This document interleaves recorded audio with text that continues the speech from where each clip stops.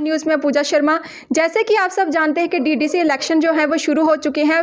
16 तारीख को वोटिंग होगी और आज हम सोशल एक्टिविस्ट से बात करेंगे जो कि सपोर्ट कर रहे हैं आज़ाद पार्टी को। आज हम इनसे जानकारी लेंगे किस तरह से ये लोगों की मदद करेंगे और क्या लोगों से कहना चाहेंगे, इसके विषय में हम पूरी जानकारी लेते हैं इनसे बात करके। नमस्कार। सबसे पहले मैं चैनल वालों का शुक्र अदा करना चाहती हूँ। मेरा नाम रवप्रीत कौर, सुप्रिया नाम से भी मुझे जानते हैं सब। तो मैं कहना चाहती हूँ कि जैसे मैं सपोर्ट कर रही हूँ विकास शर्मा जी की वाइफ पूजा शर्मा जी को। मेरे को ये है कि मेरा बस एक ही मकसद है कि डेवलपमेंट चाहिए हमें। आज तक 5 सालों में हमें डेवलपमेंट नहीं मिली। हमें डेवलपमेंट चाहिए। हमें वो इंसान चाहिए जो ग्राउंड लेवल में आके हमारे बीच में बैठे, हमसे डिस्कस करे कि आपकी क्या प्रॉब्लम है क्या नहीं।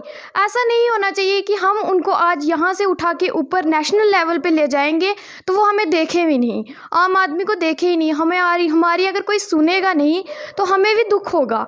तो मुझे बस ये है कि हमें डेवलपमेंट चाहिए जो आज तक हमें मिली नहीं है। जैसे कि हमारे एमएलए जी, वो आज हमारे बीच में कोई मिनिस्टर लेके आ रहे हैं कि हमें वोट चाहिए। तो उनका काम ही ऐसा अच्छा होना चाहिए था कि उनको आज मिनिस्टर लेके नहीं आना पड़ता।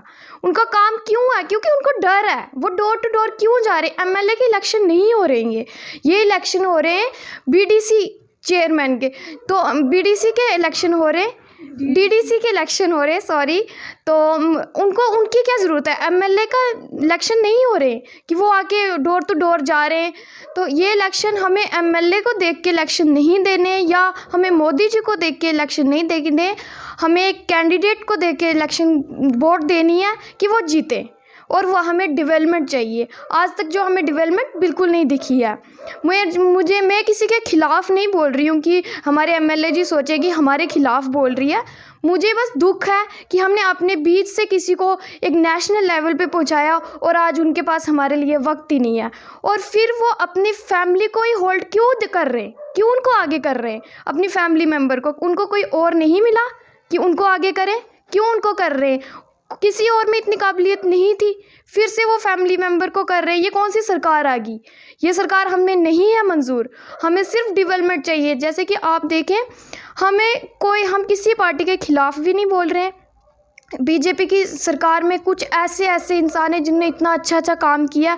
हमें काम चाहिए। हमें बड़ी बड़ी बिल्डिंग्स से कोई लेना देना नहीं। हमें अपने विलेज से है जहां हमें डेवलपमेंट चाहिए। शौचालय की बात होती है, हम चन्नी प्लाट में रहते हैं, हमारे मार्केट में कोई शौचालय नहीं है। कोई रात के लिए लाइट नहीं है कि चलो लाइट हो जाए बाज़ार में। आज 8 दिन से हमारा ट्रांसफार्मर ख़राब पड़ा हुआ है। एक आता है वो ख़राब हो जाता है, दूसरा आता है वो ख़राब हो जाता है। जो उनके कार्यकर्ता लगे हुए हैं गवर्नमेंट के, वो भी ठंड में लगे हुए हैं, उनकी कोई सुनवाई नहीं है। क्यों नहीं है उनकी सुनवाई? तो जैसे कि आप सबको पता है कि जो इंसान डेवलपमेंट करे, हमें उनको देख के खुशी होती है। जैसे अरुण शर्मा जी हैं, उनको देख के हमें खुशी होती है। मुझे तो बहुत दुख से कहना पड़ रहा है कि हम सुंदरबनी के एरिया में नहीं आ रहे। हम उस एरिया में आए होते तो शायद हमें भी डेवलपमेंट मिल जाती, जो हमें नहीं मिली डेवलपमेंट। तो जैसे कि हम उनके लिए कह सकते हैं कि उन्होंने हमारे लिए मतलब कि कितनी हेल्प कर रहे हैं। रात को एक फ़ोन करो, 4 के 4 भाई वहाँ पे आके पहुँच जाते। गरीब लड़कियों का उन्होंने कितनी मैरिज करवाई, सब कुछ करवाया। गुरुद्वारे में वहाँ पे वो मदद कर रहे हैं, मंदिरों में मदद कर रहे हैं, रोडों में लुक डलवाई, कितना कर रहे हैं। सुंदरवानी में घर तो छोड़ो, मंदिरों में चोरी होती थी। और राजेंद्र शर्मा जी, जिनको हम पप्पू शाह के नाम पे जानते हैं, उन्होंने कैमरे लगवा दिए, सब चोरों को बेनकाब किया। हमें ऐसे कैंडिडेट चाहिए, हमें अरुण शर्मा जी जैसे। और अब हमें 5 साल में कोई डेवलपमेंट नहीं मिली है। मैं बस यही चाहती हूँ कि मोदी जी को नहीं देखो आप विकास शर्मा जी की वाइफ पूजा शर्मा जी को सपोर्ट करें। एक कैंडिडेट देखें जो हमारे बीच में ग्राउंड लेवल में आके हमारी बात सुने, जो हमारी आवाज़ ऊपर पहुंचाए। हमें बस ऐसा कैंडिडेट चाहिए। तो मोदी जी को देख के बिल्कुल वोट नहीं दो आप। बस मेरी आपसे यही अपील है। जी, जैसे इन्होंने कहा कि हमें मोदी जी को देखकर वोट नहीं देने चाहिए। हमें जो है देखना चाहिए कि यहाँ पर डेवलपमेंट हो रही है कि नहीं हो रही, उसी को देख के हमें जो है वोट देने चाहिए। अगर आप जीतते हैं तो आप यहाँ पर क्या क्या कार्य करेंगे, किस तरह से डेवलपमेंट के कार्य करेंगे, इसके बारे में थोड़ी सी जानकारी दें। डेवलपमेंट तो चलो बात की बात है। अब जब जीत जाएंगे तब हमें पता लगेगा कि डेवलपमेंट होगी नहीं होगी। ये है कि हमें हमारे बीच में बैठने के लिए चाहिए इंसान जो हमारे बीच में बैठे। हम रविंद्र रैना जी के वहाँ जाते हैं, उनके वहाँ जाते हैं तो वहाँ हमें कोई नहीं मिलता, कोई नहीं मिलता। उनके गेट से हमें बोला जाता है नहीं जी यहाँ पे नहीं थे, ये यहाँ पे हमारी इतनी मतलब कि कोई मदद नहीं की जाती। हमें मदद कोई किसी को नहीं खिलाता, हमें सिर्फ बुरे टाइम में साथ चाहिए था। मेरे कज़न थे, उनको ब्रेन ट्यूमर था, तो हम रविंद्र रैना जी की हेल्प के लिए हम गए। उनका टाटा हॉस्पिटल मुंबई में उनका हमने इलाज करवाना था, तो एक कॉल तक नहीं करी उन्होंने। जो यहाँ के उनके कांटेक्ट में थे उनको हमने बोला, उन्होंने बोला नहीं भाई वो उनके पास टाइम ही नहीं है अब।